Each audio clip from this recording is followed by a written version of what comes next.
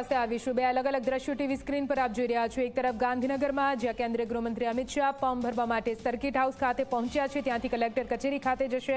આ તરફ નવસારીથી સીધા દ્રશ્યો જ્યાં સી.આર. પાટીલ નવસારીમાં પહોંચી ચૂક્યા છે અને ત્યાં કલેક્ટર કચેરીમાં તેઓ ફોર્મ ભરશે। તેમની સાથે પણ મહાનુભાવો ઉપસ્થિત છે।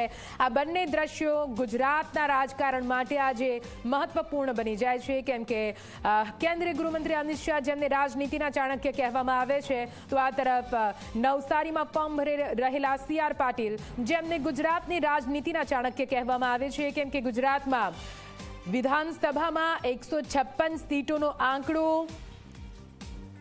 મેળવવો તે કોઈ નાની સૂની વાત નથી અને તે સી.આર. પાટીલની આગેવાનીમાં ભારતીય જનતા પાર્ટી કરી ચૂકી છે।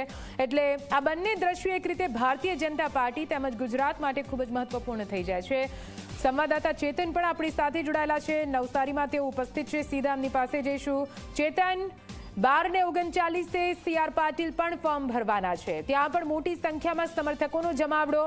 કોણ ફોર્મ ભરતી વખતે તેમની સાથે રહેવાનું છે, કયા પ્રકારનું આયોજન ત્યાંનું દેખાઈ રહ્યું છે?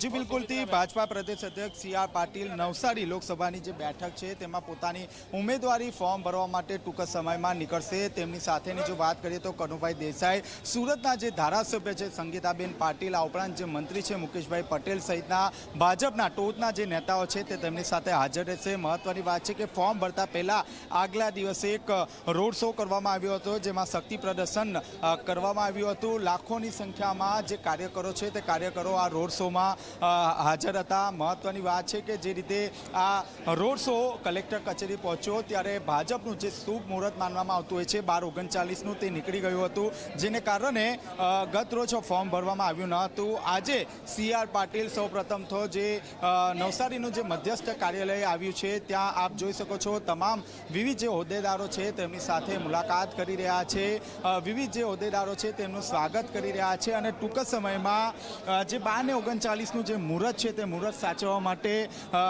જે ભાજપા પ્રદેશ અધ્યક્ષ સી.આર. પાટીલ છે તે અહીં કાર્યાલયથી નીકળશે। તેમની સાથે ભાજપના જે ટોચના જે નેતાઓ છે તે પણ નીકળશે અને 12:39 જે ફોર્મ છે તે ફોર્મ સુપરત કરવામાં આવશે। જી બિલકુલથી જોડાયેલા રજૂ ફરીથી આપની પાસે આવું છું। તો આ બે દ્રશ્યો આપ ટીવી સ્ક્રીન પર જોઈ રહ્યા છો। એક તરફ કેન્દ્રીય ગૃહમંત્રી અમિત શાહ જેઓ સર્કિટ હાઉસ ખાતે પહોંચ્યા છે અને ત્યાંથી થોડી જ વારમાં કલેક્ટર કચેરી ખાતે પહોંચશે વિજય મુહૂર્તમાં, એટલે કે 12:39 કલાકે તેઓ પોતાનું નામાંકન ભરશે। આ તરફ સી.આર. પાટીલને તમે જોઈ રહ્યા છો, જેઓ નવસારીથી લોકસભા બેઠકની ઉમેદવારી નોંધાવવા માટે હવે આગળ વધી રહ્યા છે। તેઓ પણ 12:39 કલાકે પોતાનું નામાંકન નોંધાવશે। ભારતીય જનતા પાર્ટી